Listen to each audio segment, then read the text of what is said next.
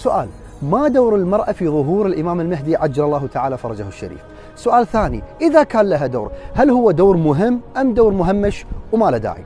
تقول بعض الروايات: احنا كنا سامعين عن 313 الأنصار الخواص النقباء للإمام المهدي عجل الله تعالى فرجه الشريف، ذولا إذا الإمام طلع صلوات الله عليه في مكة، الروايات تقول ذولا يأتون على غير ميعاد. الروايات تقول من ذولا 313 50 امرأة، 50 امرأة من 313 خواص قادة.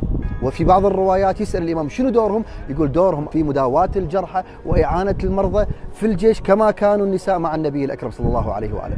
وفي رواية ثانية جدا مؤثرة تقول من تبدي الناس تطلع لنصرة الإمام المهدي صلوات الله عليه، بعض النساء في البيوت إذا عندها أخ تقول له روح انصر الإمام، ليش قاعد تشجعه وتحفزه لنصرة الإمام.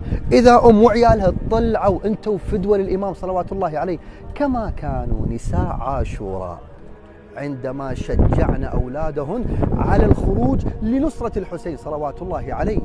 فخلوا بالكم، اللي يعتقد أن المرأة دورها مهمش مشتبه كثيرا. المرأة مسؤولة على تخريج جيل يعتقد بالإمام صلوات الله عليه، يؤمن بظهور الإمام، على جيل هيئة للإمام صلوات الله عليه مستعد للنصرة في أي وقت. إذا المرأة ما تصنع هذا الجيل راح يكون عندنا خلل كبير.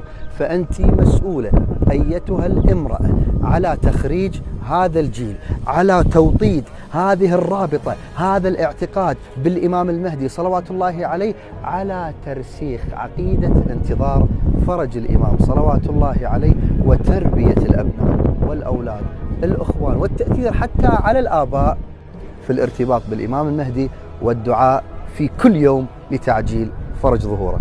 منكم المقدسة بجوار هذه السيدة العظيمة السيدة فاطمة المعصومة صلوات الله عليها، لم أنسكم من الدعاء، وأدعو لكم جميعا أن تنصروا إمام زمانكم، أن تنصروا إمام زمانكم في بيوتكم، وتخرجون الجيل اللي ترضي عنا السيدة المعصومة ويرضى عنا الإمام صاحب العصر والزمان. وآخر دعوانا اللهم عجل لوليك الفرج.